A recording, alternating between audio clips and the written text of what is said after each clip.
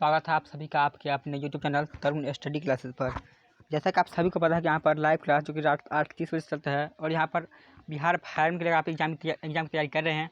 आपको यहाँ पर थोड़ा ज़्यादा पढ़ना है क्योंकि यहाँ पर समय कम है और पढ़ना आपको ज़्यादा है। तो इस वजह से हम यहाँ पर लाइव क्लास के साथ आप यहाँ पर वीडियो भी डालेंगे और रेगुलर वीडियो डालते रहेंगे। तो इसके लिए आपको चैनल को सब्सक्राइब करके और बेल आइकन ऑन कर रखिएगा ताकि आप किसी भी टाइम पर वीडियो अपलोड करेंगे तो आपके पास नोटिफिकेशन पहुँच पाएगा। चलिए शुरू करते हैं आज के इस वीडियो को और देखते हैं क्वेश्चन नंबर 1 से। और आप लोग अंत तक देखिएगा और फिर कमेंट में बताइएगा कितना इसमें आप सही कर पाए हैं। इस वीडियो के लास्ट में कमेंट कीजिएगा कि कितना इसमें सही कर पाए हैं। और अगर आप पार्टिकुलरली प्रत्येक क्वेश्चन के लिए अलग अलग आंसर करना चाहते हैं तो आप वीडियो को रोक कर और फिर अपना आंसर कर सकते हैं, क्योंकि हम यहाँ पर ज़्यादा समय यहाँ पर नहीं देंगे, कोई तो क्वेश्चन आंसर बता चलेंगे। तो आप यहाँ पर वीडियो को रोक कर और अपना आंसर कमेंट में लिख सकते हैं। क्वेश्चन नंबर 1 है मेरा कि प्रसिद्ध कैटन टावर जो किस देश में स्थित है। तो याद रखिए कि प्रसिद्ध कैटन टावर किस देश में स्थित है, तो ये चीन में स्थित है। अगला देखिए क्वेश्चन नंबर 2 यहाँ पर कि वर्तमान में प्रचलित भारतीय राष्ट्रीय ध्वज का डिजाइन किसने तैयार किया था। तो याद रखिए कि वर्तमान जो कि मेरा राष्ट्रीय ध्वज तिरंगा है, तो तिरंगा का डिजाइन किसने तैयार किया था, तो पिंगली वेंकैया के द्वारा तैयार किया गया था। ऑप्शन नंबर सी या क्वेश्चन नंबर 2 के लिए जो कि यहाँ पर सही हो जाएगा। आगे देखते हैं क्वेश्चन नंबर 3 यहाँ पर कि निम्नलिखित में से किसका उपयोग खाना पकाने के लिए किया जाता है। तो याद रखिए खाना पकाने के लिए किस गैस का उपयोग किया जाता है। ये क्वेश्चन बहुत ज़्यादा रिपीट एग्जाम में हुआ है।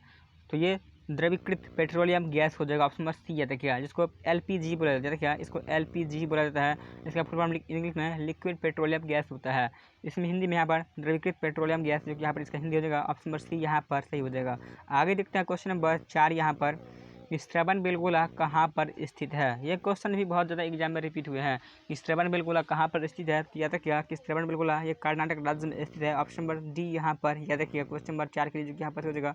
और याद रखिएगा कि श्रवणबेलगोला जो कि यहाँ पर चंद्रगुप्त मौर्य जो कि अपना अंतिम समय यहीं पर बिताए थे। इन्होंने अपने मौत के समय यहीं पर जाकर यात्रा किया था और यहीं पर इनका जो कि निधन भी हुआ था। आगे देखते हैं क्वेश्चन नंबर 5 यहाँ पर कि भूकंप आने का कारण क्या है। तो याद रखिए और कई बार एग्जाम में यहाँ पूछा जाता है कि भूकंप की तीव्रता को किससे मापा जाता है। ये एग्जाम में ज़्यादा पूछा जाता है कि भूकंप की तीव्रता को किससे मापा जाता है। और यहाँ पर पूछा भूकंप आने का कारण क्या है।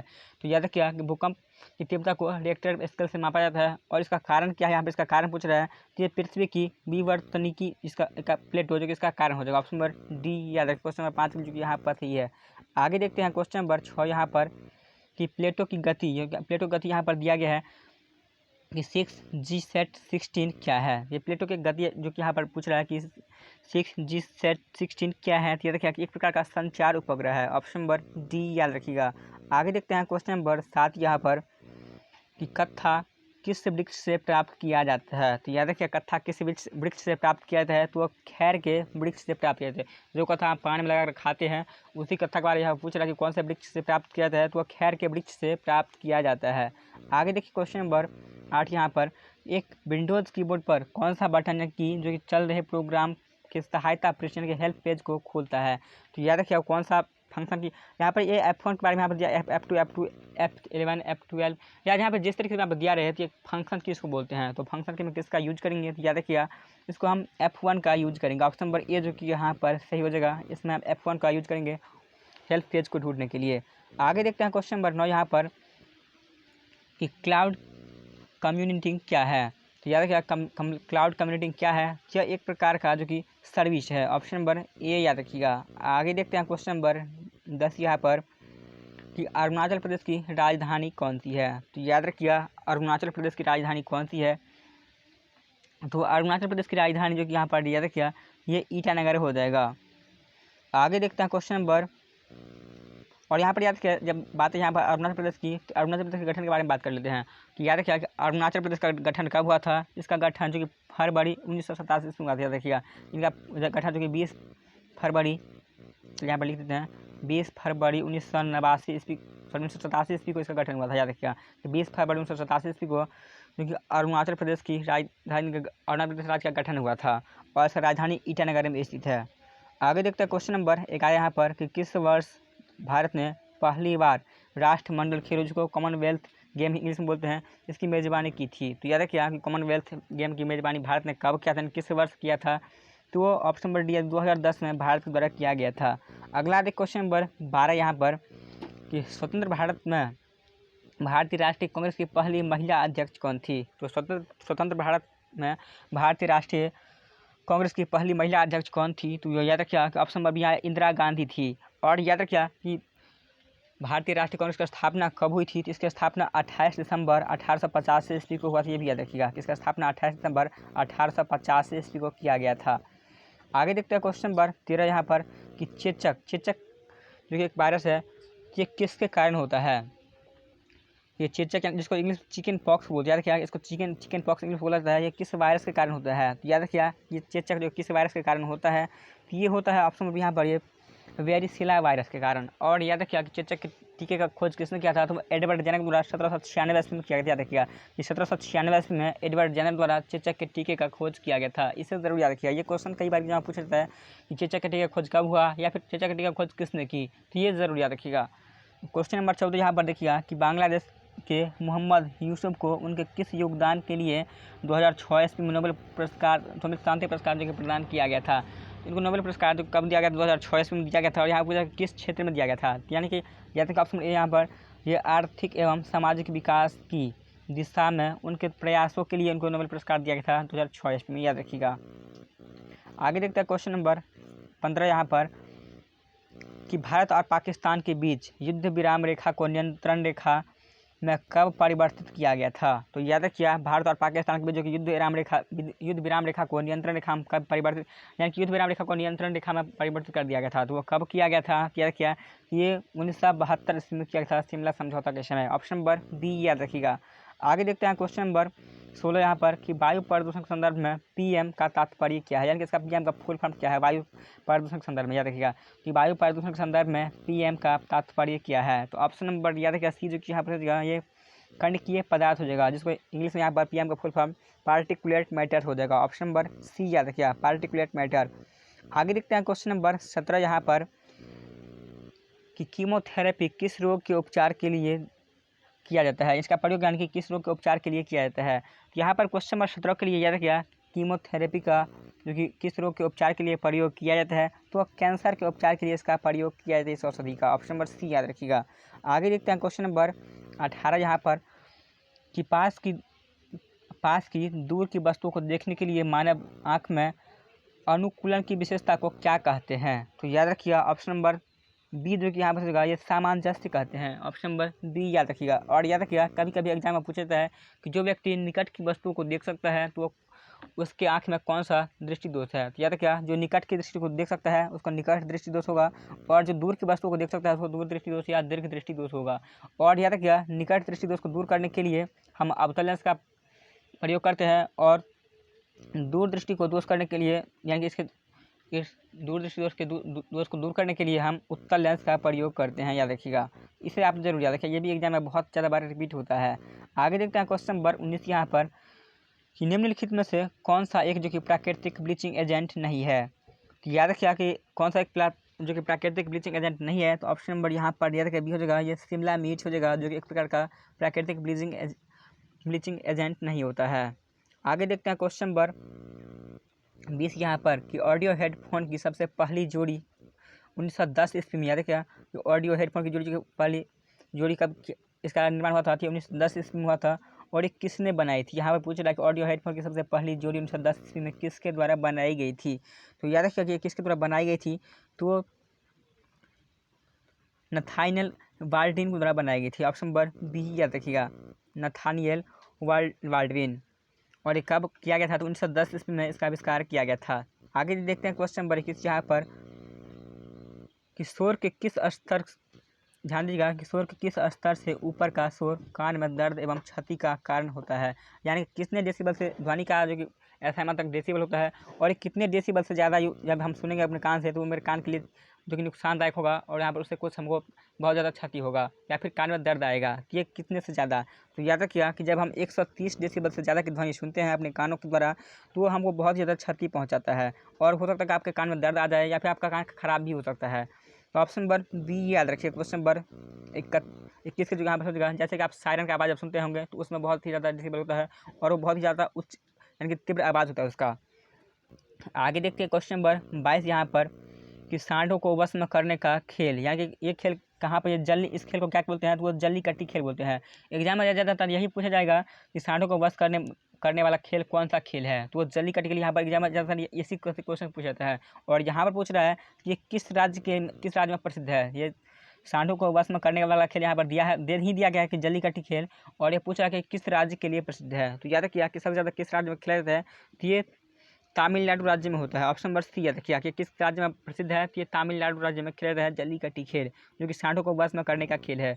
आगे देखते हैं क्वेश्चन नंबर 23 यहाँ पर कि MS ऑफिस एक क्या है, तो याद रखिएगा MS ऑफिस क्या है, तो एक प्रकार का एप्लीकेशन सॉफ्टवेयर है। ऑप्शन नंबर बी याद रखिएगा, ये एक प्रकार का एप्लीकेशन सॉफ्टवेयर है जिसमें डिजाइन सब करते हैं या फिर PDF बनाते हैं, इसमें बहुत सारे काम किया जाते हैं इस एप्लीकेशन में। अगला क्वेश्चन देखते हैं क्वेश्चन नंबर 24 कि 1 रुपये के नोट पर, ध्यान दीजिए यहाँ पर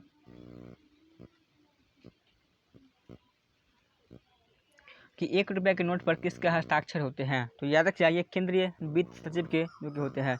1 रुपये के नोट पर केंद्रीय वित्त सचिव के हस्ताक्षर होते हैं।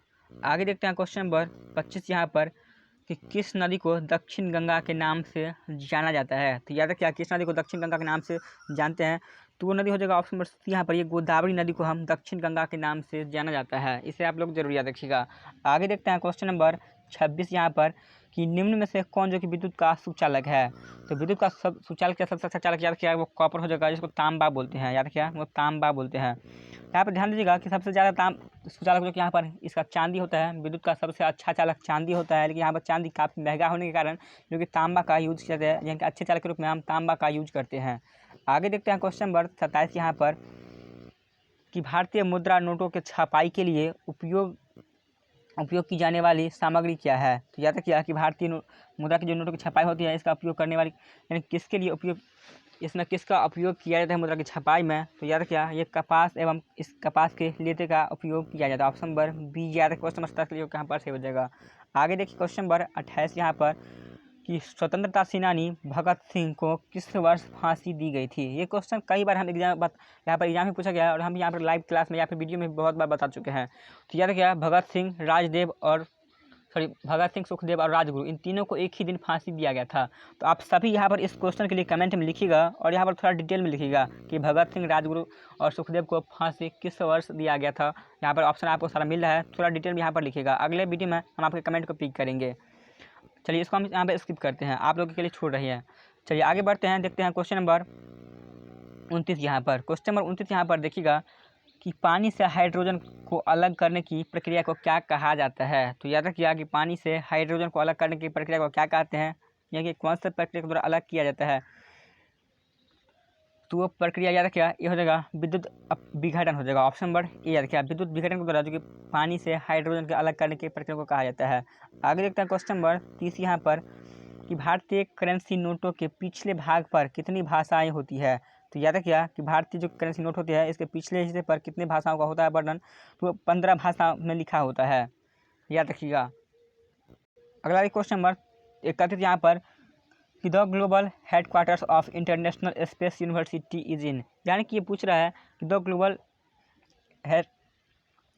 Headquarters of the international space university कहाँ पर स्थित है, यानी कि किस देश में स्थित है, तो याद रखिएगा ये किस देश में स्थित है, कि ये ऑप्शन नंबर क्वेश्चन नंबर 31 के लिए जो कि यहाँ पर सही उत्तर डी हो जाएगा, ये फ्रांस में स्थित है, ऑप्शन नंबर डी याद रखिएगा। अगला क्वेश्चन देखिए क्वेश्चन नंबर 32 यहाँ पर कि phytology is the study of, यानी कि फाइटोलॉजी में किसका अध्ययन किया जाता है, ये क्वेश्चन कई बार एग्जाम में पूछा जाता है। तो यहाँ पर सभी कमेंट कीजिएगा, यानी कि अपने मन में यहाँ पर सोचिएगा, क्योंकि यहाँ पर लाइव क्लास यहाँ पर है नहीं कि कमेंट करेंगे। और यहाँ पर वीडियो के लास्ट में यहाँ पर आप चाहे तो हर वीडियो को रोककर कमेंट कर सकते हैं कि phytology is the best study, यानी कि किसका अध्ययन किया जाता है। इसमें याद रखिएगा कि प्लांट का अध्ययन, यानी कि पेड़ पौधों का अध्ययन किया जाता है इस विज्ञान के अंतर्गत, फाइटोलॉजी साइंस के अंतर्गत पेड़ पौधों का अध्ययन किया जाता है, ऑप्शन नंबर बी याद रखिएगा। अगला देखिए क्वेश्चन नंबर 33 यहाँ पर कि पुस्तक अग्नि की उड़ान के लेखक कौन है, आप सभी यहाँ पर क्वेश्चन नंबर 33 के लिए अपने मन में कमेंट कीजिएगा, यहाँ पर आंसर करिएगा कि पुस्तक अग्नि की उड़ान के विंग्स ऑफ फायर के लेखक कौन है, तो याद रखिएगा ये डॉक्टर APJ अब्दुल कलाम के द्वारा लिखा गया पुस्तक है, ऑप्शन नंबर सी याद रखिएगा। अगला क्वेश्चन देखते हैं क्वेश्चन नंबर 34 यहाँ पर देखिएगा कि भारत में स्थापित पहले बैंक का नाम क्या था, तो याद रखिएगा भारत में स्थापित पहले बैंक का नाम क्या था, तो बैंक ऑफ हिंदुस्तान था, जो कि सबसे पहले इसका स्थापना हुआ था। और कब हुआ था याद रखिएगा कि बैंक ऑफ हिंदुस्तान का स्थापना जो कि 1770 ईस्वी में किया गया था। इसे आप लोग जरूर याद रखिएगा। चलिए आगे देखते हैं क्वेश्चन नंबर 35 यहाँ पर कि अंतर्राष्ट्रीय समुद्री संगठन किससे संबंधित है। ये क्वेश्चन भी एग्जाम में बहुत ज़्यादा बार रिपीट हुए हैं कि अंतर्राष्ट्रीय समुद्री संगठन किससे संबंधित है। तो याद रखिएगा ऑप्शन नंबर बी यहाँ पर ये समुद्री प्रदूषण से संबंधित है। ऑप्शन नंबर बी याद रखिएगा। अगला देखते हैं क्वेश्चन नंबर 36 यहाँ पर कि निम्नलिखित में से कौन सा एक ब्लीचिंग एजेंट नहीं है। तो याद रखिएगा कि कौन सा एक ब्लीचिंग एजेंट नहीं है। तो ये ऑप्शन नंबर क्वेश्चन नंबर 36 के लिए डी हो जाएगा, हाइड्रोजन सल्फाइड हो जाएगा। याद रखिएगा हाइड्रोजन सल्फाइड ऑप्शन रहे या फिर यहाँ पर शिमला मिर्च रहे। याद रखिएगा हाइड्रोजन सल्फाइड या फिर शिमला मिर्च, ये दोनों जो कि ब्लीचिंग एजेंट नहीं है। ऑप्शन नंबर डी याद रखिएगा। आगे बढ़ते हैं, देखते हैं क्वेश्चन नंबर 37 यहाँ पर कि निम्नलिखित में से कौन सी एक अंतरिक्ष आधारित संवर्धन प्रणाली है। तो याद रखिएगा अंतरिक्ष आधारित प्रणाली कौन सी है, यहाँ पर दिया गया जितने भी ऑप्शन इसमें आपको बताना है। तो ऑप्शन नंबर याद रखिएगा बी, जो कि यहाँ पर ये गगन हो जाएगा। एक अंतरिक्ष आधारित संवर्धन प्रणाली नहीं है, प्रणाली है। ऑप्शन नंबर बी याद रखिएगा। आगे देखते हैं क्वेश्चन नंबर 38 यहाँ पर कि क्रिकेट विश्व कप 2023। ये क्वेश्चन अभी बहुत बार एग्जाम में पूछा भी गया है और ये अभी आगे पूछा भी जाएगा, क्योंकि क्वेश्चन अभी बहुत ज़्यादा बार एग्जाम में रिपीट होने वाला है। 2023 तक लगभग ये रिपीट होगा ही कि क्रिकेट विश्व कप 2023 की मेज़बानी कौन सा देश द्वारा किया जाने का निश्चित हुआ है, यानी कौन सा देश का निश्चित करेगा क्रिकेट विश्व कप का। तो याद रखिए वो भारत के द्वारा किया जाएगा। ऑप्शन नंबर ये जो कि यहाँ पर ये देखिए भारत 2023 में किया जाएगा। अगला क्वेश्चन देखते हैं क्वेश्चन नंबर 39 यहाँ पर कि निम्नलिखित कथनों में से कौन सा कथन जो कि यहाँ पर एसएल के बारे में सत्य है। तो याद रखिए एसएल के बारे में कौन सा कथन यहाँ पर सत्य है। यहाँ पर क्वेश्चन नंबर 39 के लिए ऑप्शन नंबर डी हो जाएगा। यह एक अक्षर एनकोडिंग की स्कीम है। ये एक याद रखिएगा कि एसएल क्या है, तो एक अक्षर एनकोडिंग की स्कीम है। अगला क्वेश्चन देखते हैं क्वेश्चन नंबर 40 यहाँ पर रुपये का चिन्ह, जो कि यहाँ पर ध्यान दीजिएगा रुपये का चिन्ह यहाँ पर इस तरह यहाँ पर लिखा होता है कि ये किस अक्षर से मिलकर या किस लिपि से मिलकर बना है। तो यहाँ पर याद रखिएगा कि रुपये का चिन्ह जो कि यहाँ पर इस तरह से होता है, तो ये किस अक्षर से या फिर किस लिपि से बना है। तो याद रखिएगा कि रोमन एवं देवनागरी अक्षरों का एक संयोजन से बना है। ऑप्शन नंबर डी याद रखिए क्वेश्चन नंबर 40 के लिए जो कि यहाँ पर हो जाएगा। अगला क्वेश्चन देखते हैं क्वेश्चन नंबर 41 कि सचिन तेंदुलकर ने 1989 में टेस्ट कैरियर की शुरुआत कहाँ से किए थे। तो याद रखिएगा कि सचिन तेंदुलकर ने जो कि अपना टेस्ट की शुरुआत कहाँ से किए थे, तो ये कराची और पाकिस्तान के बीच जो टेस्ट हुआ था वो कब हुआ था, तो 1989 ईस्वी में हुआ। याद रखिएगा कि 1989 ईस्वी में हुआ था और इसी टेस्ट से सचिन तेंदुलकर ने अपने कैरियर की शुरुआत किए थे 1989 ईस्वी में। चलिए आगे देखते हैं क्वेश्चन नंबर 42 यहाँ पर कि पैरासीटामोल नामक दवा किसके लिए, यानी कि इस दवा का उपयोग क्यों किया जाता है। तो याद रखिएगा कि पैरासीटामोल नामक दवा है, इसका उपयोग क्यों किया जाता है। तो ऑप्शन नंबर सी रखिएगा ये सर दर्दनाशक एवं ज्वारनाशक। ऑप्शन नंबर सी रखिएगा कि जब हल्का हल्का दर्द होता है या फिर आप किसी में थोड़ा बहुत बुखार होता है तब यहाँ पे आपको यह पैरासीटामोल दवा खाया जाता है। ऑप्शन नंबर सी रखिएगा जो कि सही है। आगे देखते हैं क्वेश्चन नंबर 43 यहाँ पर कि धर्मनिरपेक्षता का अभिप्राय क्या है। ये क्वेश्चन भी हम बहुत बार बता चुके हैं, फिर भी यहाँ पर आंसर बता देते हैं। याद रखिएगा कि धर्मनिरपेक्षता का अभिप्राय क्या है, तो धर्म एवं उपासना की स्वतंत्रता होगी, ये धर्मनिरपेक्षता का अभिप्राय है। जैसे कि हमारा देश भारत जो कि धर्मनिरपेक्ष देश है और यहाँ पर हम किसी भी धर्म को मान सकते हैं, कोई भी हो वो किसी भी धर्म को किसी भी जाति को मान सकता है अपनी स्वेच्छा से। तो ऑप्शन नंबर डी याद रखिएगा जो कि सही है क्वेश्चन नंबर 43 के लिए। अगला देखते हैं क्वेश्चन नंबर 44 यहाँ पर कि विंडोज़ कीबोर्ड की कौन सी कुंजी जो कि अधिकांश ब्राउज़र को फुल स्क्रीन मोड पर लाने के लिए सेट किया जाता है। जैसे कि आप यहाँ पर लैपटॉप या फिर अपने डेस्कटॉप पर इस तरह यहाँ पर देखते होंगे कि यहाँ पर आप इतना स्क्रीन में ही यूज कर रहे होते हैं। या देखिए ज़्यादातर आप इतना स्क्रीन में ही यूज कर रहे होते हैं, बाकी यहाँ पर आपके बैकग्राउंड यहाँ पर डेस्कटॉप पर जो यहाँ पर ऐप सब शो करते रहते हैं, जितने भी यहाँ पर इसमें एप्लीकेशन सॉफ्टवेयर सब रहते हैं तो यहाँ पर शो करते रहते हैं। तो आपको फुल स्क्रीन पर देखना होगा वो कौन से फंक्शन की का यूज करेंगे। तो याद रखिए उसके लिए हम कौन से फंक्शन की का यूज करते हैं, तो हम करते हैं ये F12 का। ऑप्शन नंबर सी याद रखिएगा ये F12 का प्रयोग करते हैं। अगला क्वेश्चन देखते हैं क्वेश्चन नंबर 43 कि केंद्रीय सरकार द्वारा शुरू किए गए गंगा एक्शन प्लान का लक्ष्य क्या है। ये क्वेश्चन भी एग्जाम में बहुत ज़्यादा बार रिपीट हुआ है और आगे भी रिपीट होते रहेंगे क्योंकि अभी भी इसका कार्य पूरा नहीं हुआ है। तो क्वेश्चन नंबर 45 यहाँ पर यदि ऑप्शन बी जो कि यहाँ पर गंगा नदी को प्रदूषण कम करना, गंगा नदी का प्रदूषण कम करना जो कि एक प्रकार का सरकार द्वारा शुरू किया गया था। और याद रखिए कि भारत सरकार के अलावा यहाँ पर जर्मनी भी इसका सपोर्ट कर रहा है, यानी कि जर्मनी देश भी इस मामले में भारत का सपोर्टर है गंगा को स्वस्थ करने में।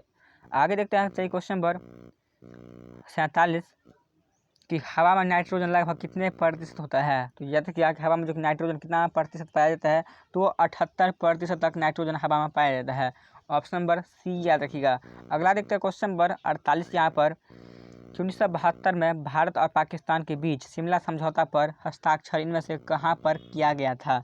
तो याद रखिएगा कि शिमला समझौता भारत और पाकिस्तान के बीच हस्ताक्षर हुआ था और कब हुआ था।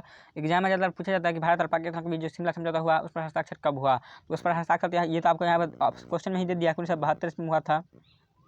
और यहाँ पर आपसे पूछा कि वो कहाँ पर हुआ था, तो याद रखिए वो था बार्स कोर्ट में हुआ था। Bars court option number A याद रखिएगा। क्वेश्चन नंबर 48 के यहाँ पर सही है। आगे तक चलिए देखते क्वेश्चन नंबर 49 यहाँ पर कि मानव की छोटी और बड़ी आंत में कौन जो कि सबसे लंबी है। ये क्वेश्चन कई बार यहाँ पूछा और काफ़ी लोग यहाँ पर कन्फ्यूज कर जाते हैं। यहाँ पर काफ़ी लोग ये सोचते हैं कि जो बड़ी आंत होगी वही बड़ी होगी, लेकिन यहाँ पर ऐसा नहीं है। ऐसा बिल्कुल छोटी आंत जो होती है, यार क्या को छोटी आंत जो होती है वो सबसे बड़ी आंत होती है। यहाँ पर पूछा सबसे लंबी आंत कौन सी होती है, तो सबसे लंबी आंत ऑप्शन नंबर ए छोटी आंत हो जाएगी। ऑप्शन नंबर ए याद रखिएगा। छोटी आंत जो सबसे लंबी हो जाएगी, सबसे बड़ी हो जाएगी, और बड़ी आंत छोटी होती है। आगे देखते हैं क्वेश्चन नंबर 50 यहाँ पर कि सबसे पहले ओलंपिक खेल का आयोजन कहाँ पर किया गया था। तो याद रखिए सबसे पहले ओलंपिक खेल का आयोजन कहाँ पर किया गया था, तो वो किया गया था ग्रीस में। ऑप्शन नंबर सी याद रखिएगा। अगर आपको ये वीडियो पसंद आया है तो वीडियो को लाइक करिएगा, अपने सभी दोस्तों को शेयर करिएगा। अगर इस चैनल पर पहली बार आए हैं तो चैनल को सब्सक्राइब करके और बेल आइकन ऑन कर लीजिएगा, ताकि आपको प्रत्येक क्लास का नोटिफिकेशन मिल पाए। याद रखिए यहाँ पर प्रत्येक दिन रात के 8:30 बजे यहाँ पर लाइव क्लास चलता है। इस लाइव क्लास से जुड़ने के लिए आपको चैनल को सब्सक्राइब करके और बेल आइकन को ऑन करके रखना होगा, तभी आपके पास नोटिफिकेशन पहुँच पाएगा। अगर आप यहाँ पर कुछ भी कमेंट में सुझाव अपना या शिकायत बताना चाहते हैं तो आप कमेंट में बता सकते हैं। मिलते हैं फिर अगले वीडियो में, तब तक के लिए आप सभी अपना ख्याल रखिएगा।